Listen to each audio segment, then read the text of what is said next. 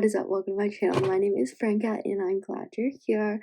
Today we're going over the Justin Baldoni versus Blake Lively lawsuits, whatever you want to call them. I read It Ends With Us a while back. I don't remember when the movie released, but I read the books in anticipation to watch this movie. I wanted to compare the book and the movie, see if they were actually any different. Unbeknownst to me, all this drama would unfold. So I was already highly invested. Now, I read It Ends With Us because it was so highly recommended by everyone on the internet, and I hated it. I hated the book.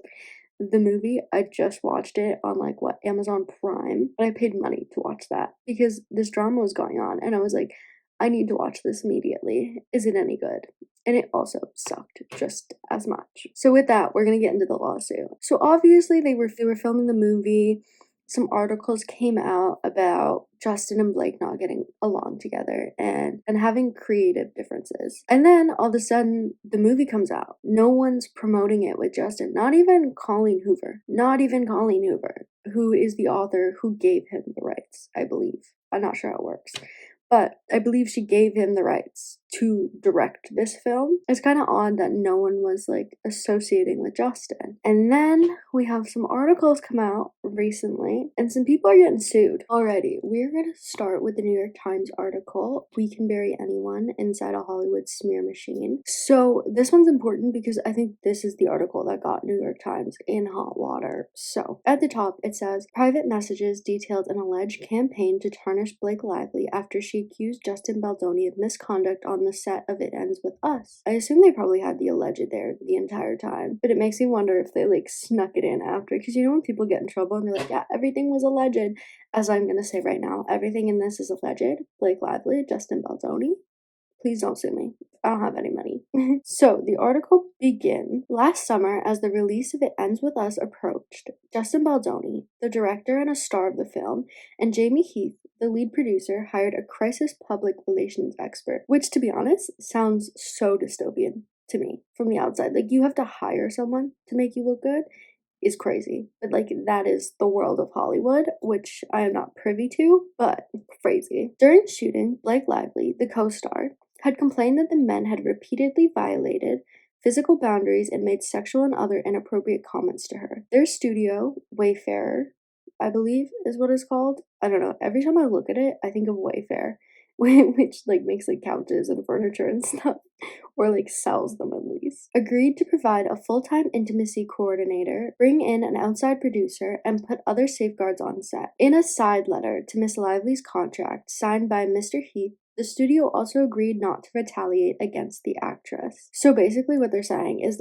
she made all these demands about them being terrible people on set, and then they signed it, and she's like, well, also there was a clause that said they couldn't do anything in regards, which fair, you know what I mean? If you lodge a complaint about someone, they're probably gonna be like, okay, kinda hate you now. But by August, the two men, who had positioned themselves as feminist allies in the hashtag #MeToo era, expressed fears that her allegations would become public and taint them, according to a legal complaint that she filed Friday. It claims that their PR effort had an explicit goal, to harm Miss Lively's reputation instead. Her filing includes excerpts from thousands of pages of text messages and emails that she obtained through a subpoena. These and other documents were reviewed by the New York Times. Here, I think that is what got them into trouble, saying they got them through a subpoena, when the actual parties Justin, Melissa Nathan, and I think it's Jessica Abel were we weren't subpoenaed for anything. I don't know how they got these text messages. And then something came out that Jessica Abel had a work phone and they could look at her text. But oh well, I don't really know what happened with that. We're not gonna get too far into that. There have long been figures behind the scenes shaping public opinion about celebrities through gossip columns, tabloids, and strategic interviews. The documents show an additional playbook for waging a largely undetectable smear campaign in the digital era. While the film about domestic violence was a box office hit, making nearly $350 million worldwide, online criticism of the actress skyrocketed. But that's the thing, literally in their thing, they're saying, while the film about domestic violence was a box office hit, that's the thing, the film was about domestic violence, and Blake Lively and the rest of the cast were not marketing as that, which we learn that is how they were supposed to market it. But still, everyone was mad about how you marketed the film. And another thing that I feel people don't mention is that there are so many people that just watch this film to hate it, me being one of them, because I hated the book. There are so many people who hate Colleen Hoover on the internet for various different reasons. So to say that like people were automatically gonna love her playing this character and that, oh my god, this hate is crazy, is actually a little weird to me because so many people openly hate Colleen Hoover on the internet.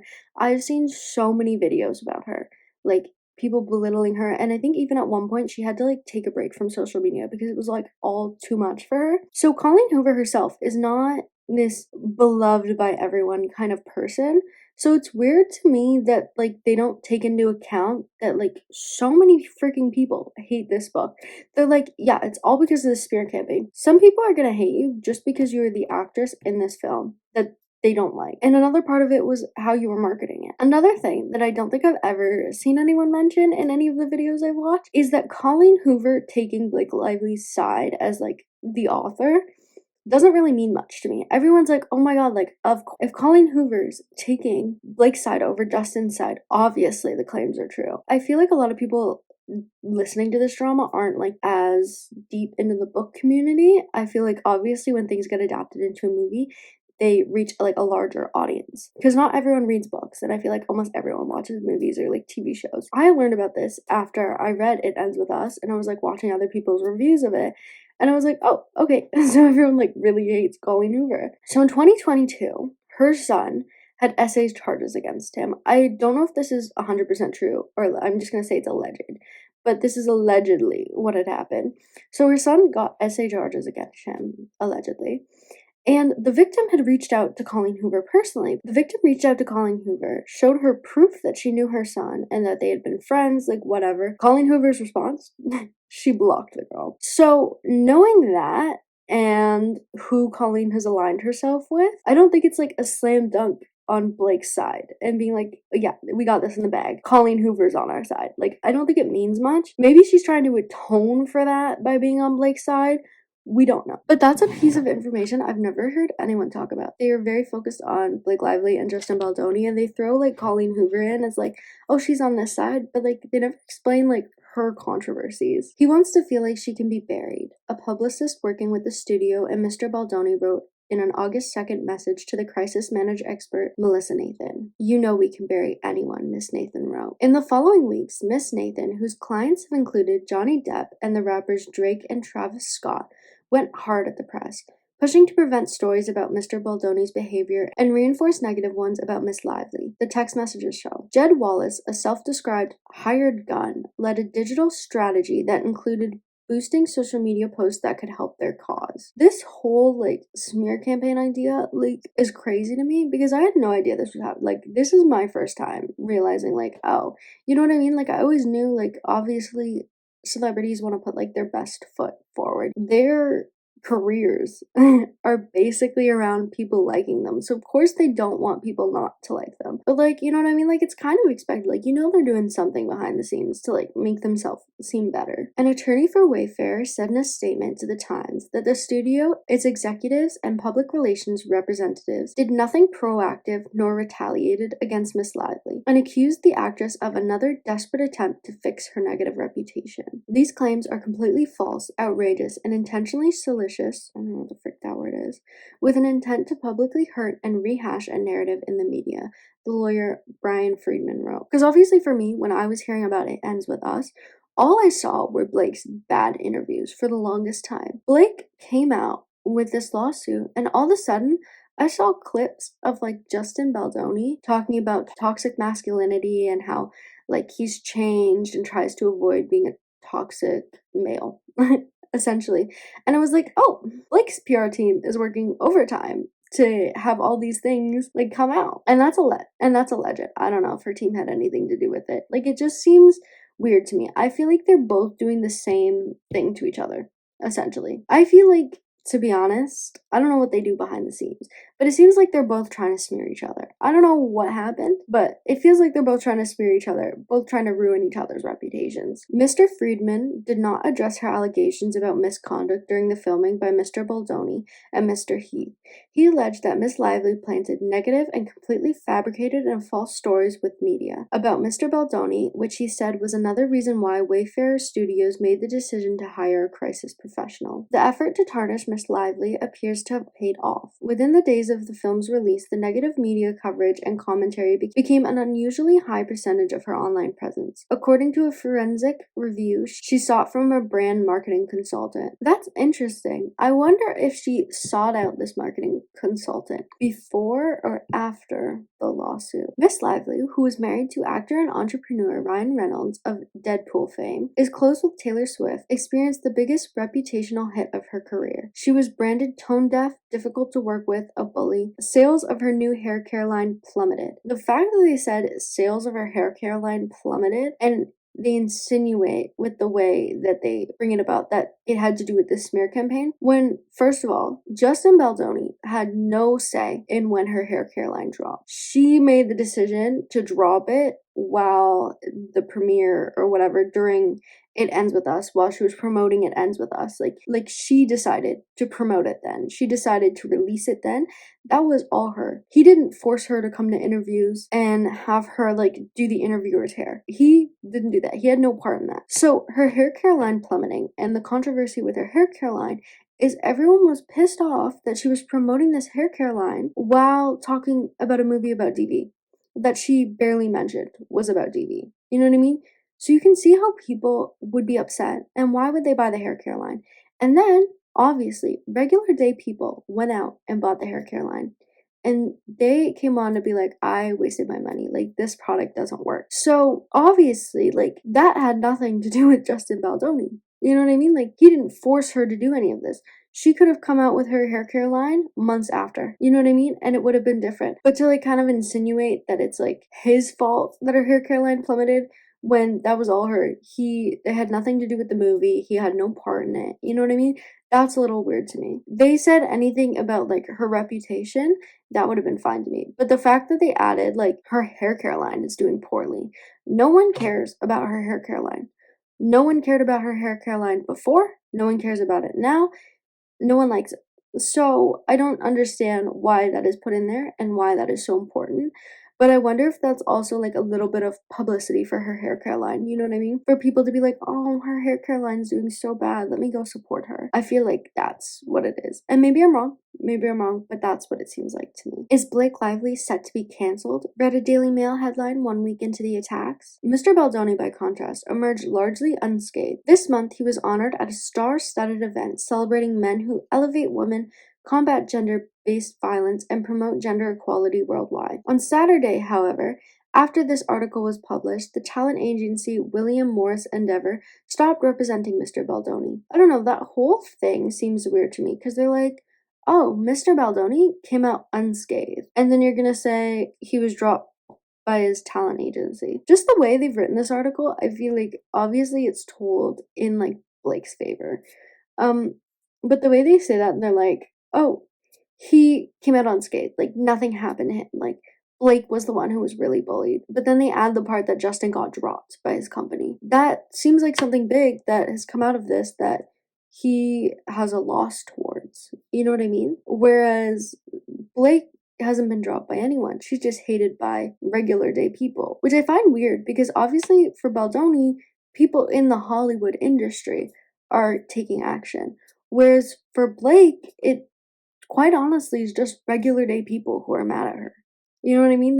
People who are fans of her, people who aren't fans of her, regular day people. It's weird to me that they make it sound like she was tormented and blah blah blah, and then Justin Baldoni's fine. But then why add that part? You know what I mean? Miss Lively's complaint against Mr. Baldoni, Mr. Heath, Wayfarer Studios, Steve Swartz, sorry, I have no idea, a co-founder of the studio, Mr. Wallace, Miss Nathan, and Jennifer Abel. Her name's not Jessica, her name's Jennifer. Sorry.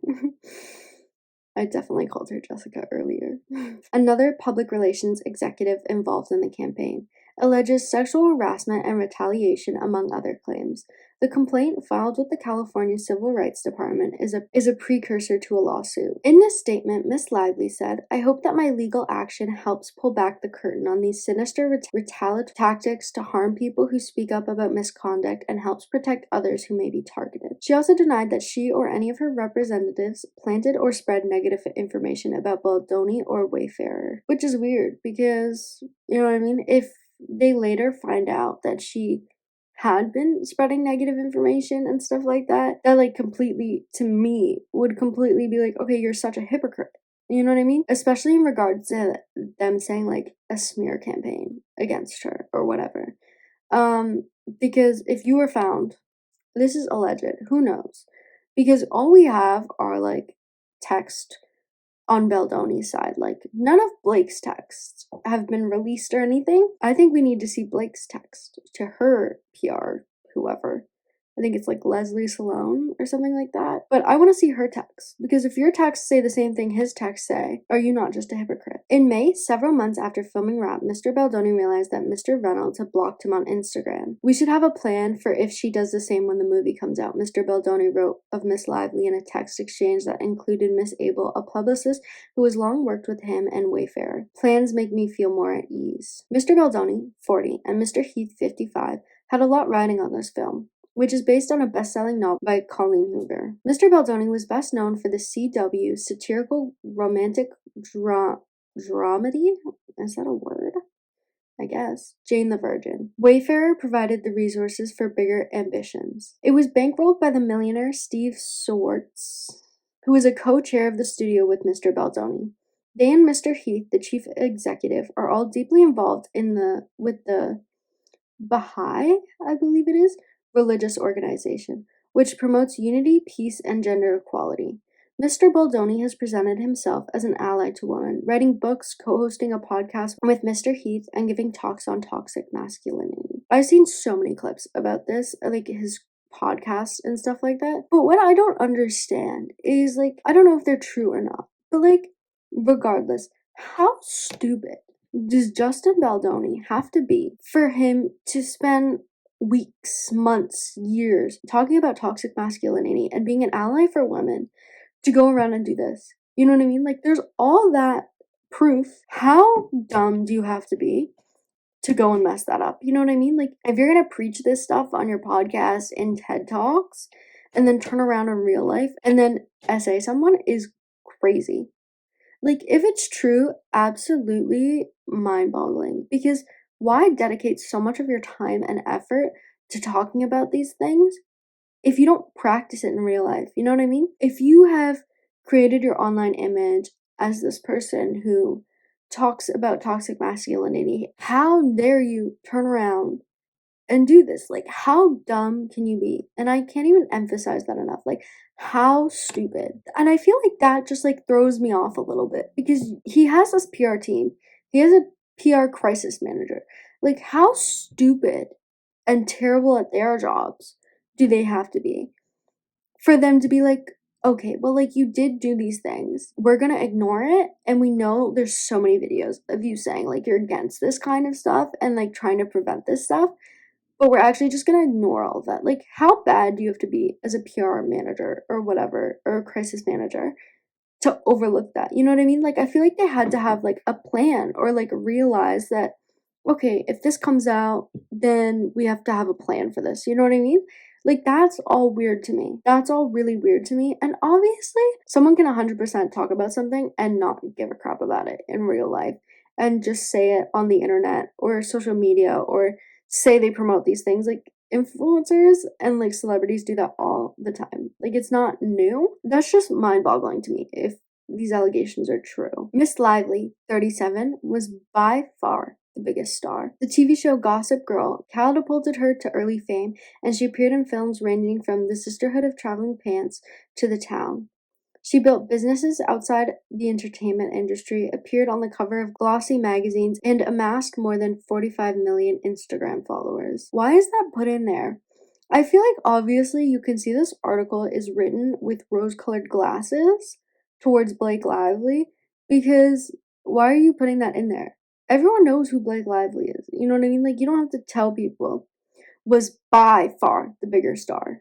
Okay, she's the bigger star. Do you have to gloat about it? Miss Lively had expressed concerns about Mr. Baldoni from the beginning, according to her legal complaint. Before shooting began, for example, she objected to sex scenes he wanted to add that she considered gratuitous. Learning a lot of new words in this lawsuit. We're learning a lot of new words in this article. In November 23, as the cast of It Ends With Us was preparing to resume shooting after a months-long, I hate how that's like one word, but was preparing to resume shooting after a months-long writing strike, Miss Lively went to Wayfair with the side letter seeking safeguards. Our client is willing to forego a more formal HR process in favor of everyone returning to work and finishing the film as long as the set is safe moving forward, her legal team wrote to the studio. She detailed her complaints during a meeting with Mr. Baldoni, Mr. Heath, and other producers in January. She claimed Mr. Baldoni had improvised unwanted kissing and discussed his sex life, including encounters in which he said he may not have received consent. Mr. Heath had shown her a video of his wife naked. She said, and he had watched Miss Lively in her trailer when she was topless and having body makeup removed, despite her asking him to look away. She said that both men repeatedly entered her makeup trailer uninvited while she was undressed, including when she was breastfeeding. In agreeing to the terms that Miss Lively sought, Wayfair acknowledged that, although our perspective differs in many aspects, ensuring a safe environment for all is a paramount, according to her legal complaint. By the spring, Miss Lively told people she worked with that the men's behavior had improved with the new protections, but she was now in a creative battle with them. With the support of Sony, the film's distributor, she made her own cut of the movie, bringing in editors and a composer and adding one of Miss Swift's songs. I love Taylor Swift's music, but doesn't that seem like, I guess that's how Hollywood works. And I feel like if I was famous, like, I would of course bring my friend in and be like, oh my god, I'm gonna add this to my movie or like whatever, right? It's weird to me that like she's not, like she wasn't the director. I don't really know how movies work, but she wasn't an editor, she wasn't a producer, or she was a producer. She wasn't an editor, she wasn't the director, but she made her own cut of the movie. I don't know how that works. Let me know if she's like allowed to do that. But I think her cut of the movie is what we saw on TV. But I know someone also mentioned that she said there were scenes where there was unwanted things happening, like him using tongue or something like that. And if those are the scenes she cut out that she was uncomfortable with, that she didn't consent to, that's 100% valid. Maybe they wanted to put it in, and she was like, no, I don't want that in there. And so she made her own cut. That 100% could have been it. And if that's what happened, that's 100% valid. In the end, Sony and Wayfair went with Miss Lively's cut, and she got a producer credit. I wonder if she had a producer credit before, or if because she decided to make her own cut, she got a producer credit. As the film release neared, Miss Lively and the other cast members informed Sony and Wayfair that they would not do any appearances alongside Mr. Baldoni. So did Miss Hoover, the author, who had her own dissatisfactions with him and had been more upset after he told her about Miss Lively's allegations, according to a text message from Mr. Baldoni and Mr. Heath. By the first week of August, Wayfair and Mr. Baldoni had retained Miss Nathan, who had worked with high-profile clients including Mr. Depp, whose ex-wife Amber Heard accused him of physical abuse, sued Miss Heard for defamation, and the trial became a spectacle amid suspicions of an online campaign to damage her credibility. This year, after a decade at the New York consultancy Hiltske, I have no idea, Strategies, Miss Nathan started her own firm, TGA PR. Its majority stakeholder is a company run by the entertainment industry executive Scooter Braun. Tell me why, like it's a spider web. All these people are connected. Crazy. In an initial planning document sent to Wayfair and Mr. Baldoni on August 2nd, Miss Nathan suggested media talking points, including that Miss Lively used an imbalance of power to take creative control of the film. But Mr. Baldoni wanted more. Not in love with the document they sent, he responded in a text exchange that included Miss Abel and Mr. Heath. Not sure I'm feeling the protection I felt on the call. Miss Abel relayed his frustration to Miss Nathan. I think you guys need to be tough and show the strength of what you guys can do in these scenarios. He wants to feel like she can be buried. Of course. But you know we can't send over documents. We can't send over the work we will or could do because that would get us in a lot of trouble. Miss Nathan responded, adding, we can't write, we will destroy her. Imagine if a document saying all the things that he wants ends up in the wrong hands. We know we can bury anyone, she wrote. 3 days later, Mr. Baldoni texted Miss Abel, flagging a social media thread that accused another celebrity of bullying behavior and had generated 19 million views. This is what we would need, he wrote. Miss Nathan soon floated proposals to hire contractors to dominate social media through full social account takedowns by starting threads of theories and generally working to change the narrative. All of this will be most importantly untraceable, she wrote. And then it shows the actual text. Jennifer Abel said to Melissa Nathan, I think we need to put the social media combat plan into motion. Melissa Nathan, so do I.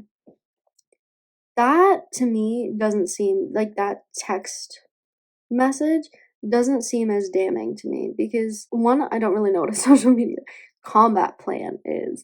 But it doesn't sound like that's not part of the job, you know what I mean? Within days, the group was working with Mr. Wallace, whose company, Street Relations, offers services ranging from public relations to more opaque crisis management. Figure, with little digital trail. But court records show that his clients have included Paramount Pictures and the YouTube personality Aiden Ross. Aiden Ross being a client, isn't something to be proud of. And in a since-deleted LinkedIn profile, Mr. Wallace described himself as a hired gun with a proprietary formula for defining artists and trends. The August 6th premiere brought the first wave of press coverage, questioning what had happened during the filming. A Hollywood Reporter story speculated about a rift between Miss Lively and Mr. Baldoni after TikTokers noticed that the two stars didn't pose for photographs together and that Miss Lively and other cast members didn't follow Mr. Baldoni on Instagram. Justin Baldoni to tag PR executive. The unfollow situation is what everyone is pointing at, seemingly that something is much bigger under the surface as why they would all unfollow. Tag PR said to him, we flagged to Jed and his team as well. Miss Nathan had already been speaking to other journalists according to text messages. When Miss Abel wrote her August 4th that I'm having reckless thoughts of wanting to plant pieces this week of how horrible Blake is to work with, just to get ahead of it, Miss Nathan replied that she had spoken off the record to an editor at the Daily Mail. That, if that's an actual text, that's pretty damning. I'm thinking of planting pieces. She's ready when we are, Miss Nathan wrote. A flurry of articles followed the Hollywood Reporter piece. Many made it seem as if the only rift was over creative control. Some journalists had gotten wind of the complaints about Mr. Baldoni's behavior, but none of the most serious ones were published. See, that's weird to me because, right, if these news articles were getting word of Blake's complaint, why wasn't Blake's PR team trying really hard to get this complaint out there? You know what I mean? That seems like they weren't doing their job. He doesn't realize how lucky he is right now, Miss Nathan texted Miss Abel. In other exchanges, Miss Nathan claimed that she had kept allegations against him out of stories, writing in one message that major news outlets were standing down on HR complaints. Jennifer to Melissa. So are we in the clear now? Did we survive? Melissa said, we survived. All press is so overwhelming, we've confused people. So much mixed messaging, it's actually really funny if you think about it. And then it says, messages have been edited for length. So, obviously Justin's team is claiming that these texts were altered or taken out of context. Which, I think the fact that they have said messages have been edited for length makes me think that maybe these messages weren't right under each other, you know what I mean? Because he's claiming that these messages are out of context, which they very much could be, because that messages have been edited for length makes me think things were left out. Why didn't you just show the whole thing? What are you hiding? Meanwhile, an online backlash against Miss Lively was underway. It is impossible to know how much of the negative publicity was seeded by Miss Nathan, Mr. Wallace, and their team, and how much they noted and amplified. So they're claiming in this article, it's impossible to know if Justin's team, they're literally claiming, here's the weird thing, right? Because obviously Blake's team would have to 100% prove that all this negative publicity was from Justin's team. But here in this article, the New York Times literally says it is impossible to know how much of the negative publicity was seeded by Justin's team and how much they noticed and amplified. So if you're telling me there's no way to trace this back to them, how is the smear campaign lawsuit supposed to be a thing? On August 10th, a Norwegian entertainment reporter uploaded a YouTube video of a 26 interview in which Miss Lively snapped back when Miss commented on her baby bump, and remained testy for the rest of the conversation. The Blake Lively interview that made me want to quit my job, and told the Daily Mail that it's time that people behaving badly in Hollywood, or anywhere else for that matter, gets called out for it. After publication of this article, on Sunday contacted the Times and said she had not participated in any orchestrated effort to harm Miss Lively's reputation. In an email, she said that she had resurfaced the 2016 interview independently this past August. It was neither coordinated nor influenced by anyone associated with the alleged campaign, she wrote. It wasn't the first time she had posted a video aligned with a client of Miss Nathan. Here's how I don't see how this correlates, you know what I mean? Because I believe she posted the Blake Lively interview on YouTube. And as people do on the internet, you want to talk, like, a lot of T channels, like, they post the most relevant, whatever's happening right now, they make a video of it.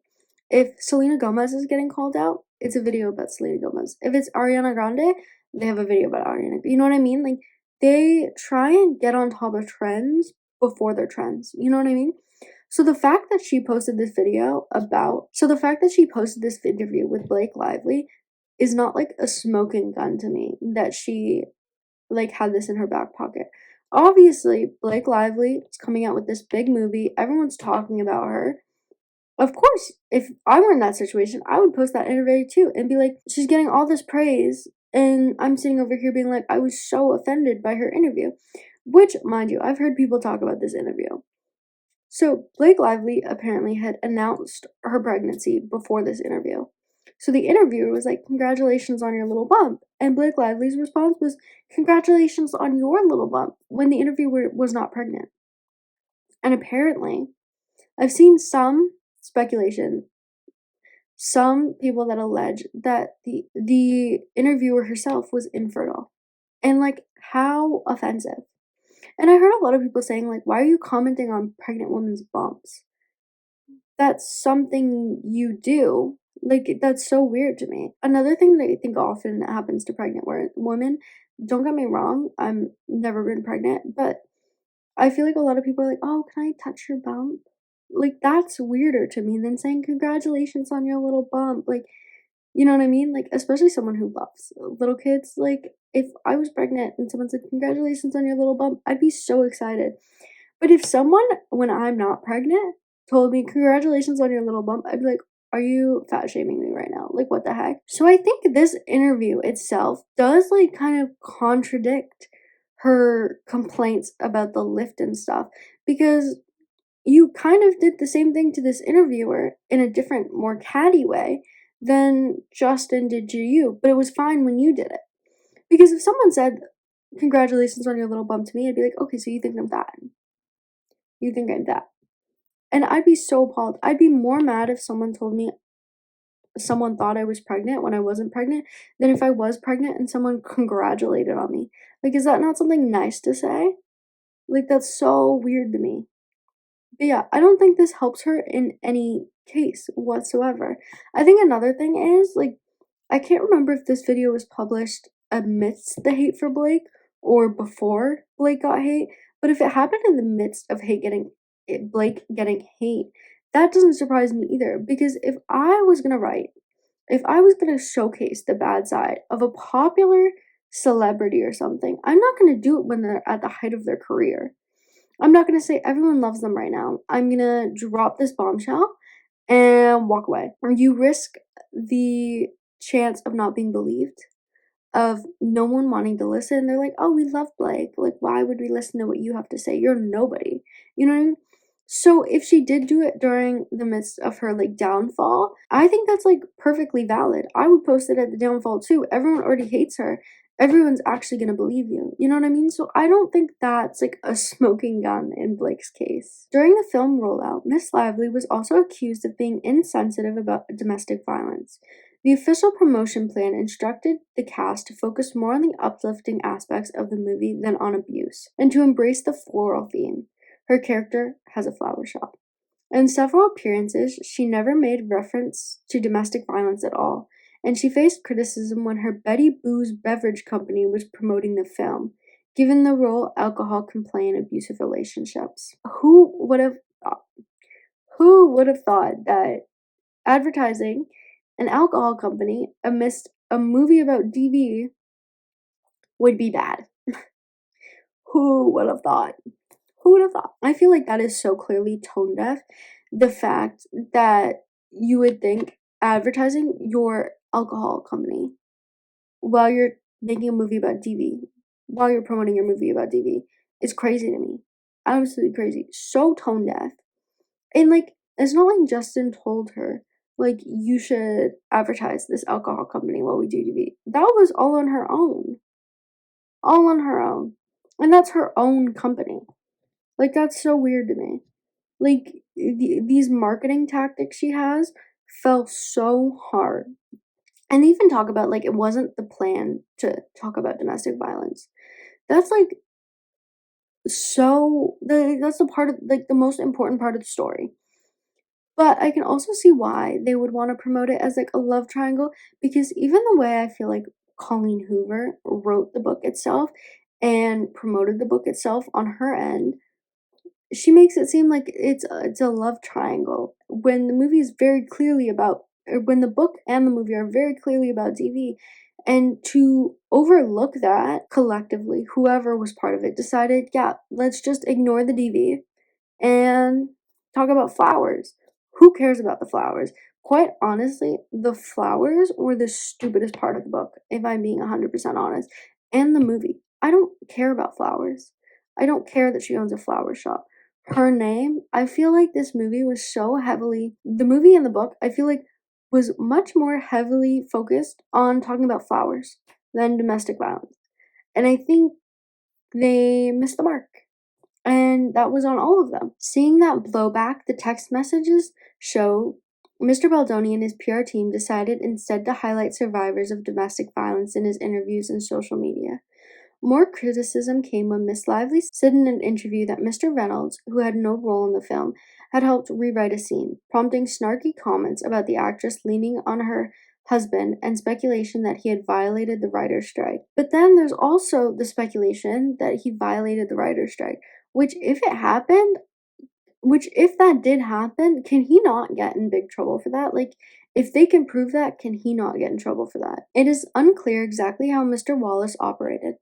There are references in emails to social manipulation and proactive fan posting, and text messages cite efforts to boost and amplify online content that was favorable to Mr. Baldoni or critical of Miss Lively. We are crushing it on Reddit, Mr. Wallace told Miss Nathan, according to a text she sent Miss Abel on August 9th.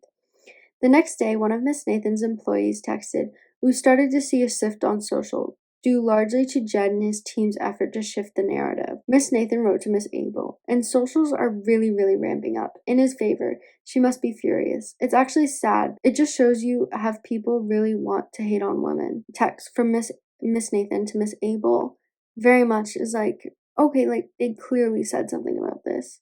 And the fact that they are saying like, oh, like people just really want to hate on women, like that seems very bad to me. And that's like a point in Blake's favor if they have the actual text for that. When a TikTok sleuth started asking questions about Mr. Baldoni, Miss Abel texted that this girl's on a very dangerous crusade. "We flagged to Jed and his team for more serious action on the social side," she wrote. Throughout the text exchange, Mr. Baldoni encourages PR teams, sometimes flagging social media posts for them to use. On August 15th, he proposes flipping the narrative on a positive story about Miss Lively and her husband by using their own words against them. Other times, he appears to vacillate? I have no idea. Seeking assurances about the tactics being deployed. When he notices a tabloid article critical of Miss Lively, he sends a worried text. "How can we say something that we are not doing any of this? It looks like we're trying to take her down." On another occasion, he wondered whether they were deploying fake bot accounts on social media. "I can fully confirm we do not have bots," Miss Nathan wrote, adding that any digital team would be too intelligent to utilize something so obvious. "Mr. Wallace Operation," she wrote, "is doing something very specific in terms of what they do. I know Jamie and Jed connected on this. Mr. Baldoni, Miss Nathan, and others on the team claimed that their text exchange that Miss Lively was using her own public relations team to create bad press about Mr. Baldoni, but cited no evidence to support these claims. By mid-August, the team was releving in the damage to Miss Lively's image. Jennifer Abel said, "The narrative online is so freaking good, and fans are still sticking up for Justin, and there literally have been no pickup for those 2 articles, which is usually shocking for me. But I see this as a total success, as does Justin. You did such amazing work." Melissa Nathan, "Narrative is crazy good. So did you. The majority of socials are so pro-Justin, and I don't even agree with half of them, lol." On August 16th, Miss Nathan shared the Daily Mail article headline, "Is Blake Lively set to be cancelled?" with references to hard-to-watch videos and tone-deaf promotional Q&A. "Wow, you really outdid yourself with this piece," Miss Abel responded. "That's why you hired me, right?" Melissa Nathan replied, "I'm the best." A brand marketing consultant, Terkit, produced a report in August for Miss Lively that concluded she had likely been the object of a targeted, multi-chain online attack similar to one against Miss Heard, and it was damaging her reputation. And the reporter did not identify who was behind the attack, but by analyzing the entirety of the Google search index for Miss Lively's name, it found that 35% of the results also included a reference to Mr. Baldoni. That was highly unusual given the length of her career, the company had said, and suggested that the media environment was being manipulated. That's weird to me, because obviously that doesn't seem like anything to me, because obviously if you're searching it up right now, you just released a film with him. Of course everyone's going to be talking about, Justin Baldoni, Blake Lively, they're in a movie, this, you know what I mean? No one's going to be talking about, in today's day and age, your first ever acting role in Gossip Girl as heavily as they're going to be talking about this new It Ends With Us movie that's just coming out, especially since there was articles leaking oh, they're not getting along, everyone's curious, what's going on, what's happening, everyone wants to know. So that doesn't seem crazy to me. A separate report by Miss Lively's hair company, Blake Brown, concluded that social media onslaught also had a negative effect on that business. Her product line, which had launched in August with record-breaking sales, estimates that it lost as much as 78% in sales. That does nothing for me, because that was most likely 100% your own goddamn fault. Because why launch it the same time you're doing this movie and try and promote it the same way? With the recent arrival of It Ends With Us on Netflix, Mr. Baldoni has begun another round of promotion and messaging. In an interview on Access Hollywood, he said, "There is never an excuse to hurt a woman, physically or emotionally," he added. "We men have to step up and figure out how we can be better allies." With that said, we'll go for the legal complaint from Blake tomorrow. And with that said, thank you guys so much for watching. I hope you guys enjoyed this video. If you did, feel free to leave a like and comment down below. If you didn't, feel free to leave a hate comment. I'd love to hear your opinion, and I will see you guys tomorrow.